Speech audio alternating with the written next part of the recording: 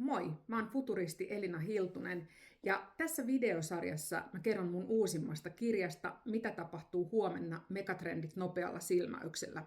Tämä kirja on ilmestynyt syksyllä 2025 ja sen on kustantanut readme.fi.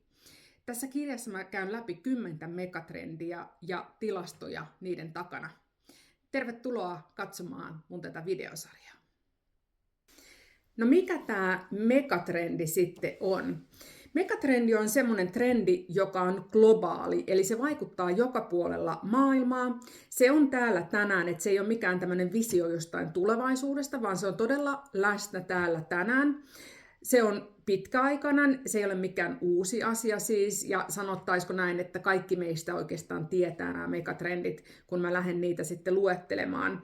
Ja koska megatrendit on niin isoja trendejä, niin ne vaikuttaa tavalla tai toisella tulevaisuudessa. Ei ole tietenkään sanottu, että ne pysyy maailman tappiin samanlaisena, eli ne muuttuu siellä sisällä ja siellä tapahtuu aina megatrendien sisällä myllerryksiä. Ja sen takia onkin todella tärkeää, että näitä megatrendejä seurataan jatkuvasti, eli miten ne muuttuu ja mitä ne voisi tarkoittaa tulevaisuudessa.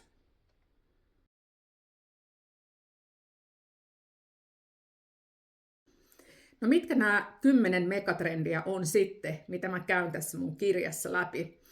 Ne on semmoiset kuin ilmastonmuutos, ekokriisi, väestön kasvu, väestörakenteen muutos, kaupungistuminen, globalisaatio, vaurauden ja kulutuksen kasvu, eriarvoisuuden kasvu, digitalisaatio ja teknologian kehitys. Ja kuten tästä listasta varmaan huomaatte, että nämä on kaikille varmaan todella tuttuja asioita, mutta tosiaan mä kannustan sitä, että katsokaa mitä kaikkea näiden megatrendien sisälle kätkeytyy ja tilastot paljastaa aika hyvin näistä megatrendeistä.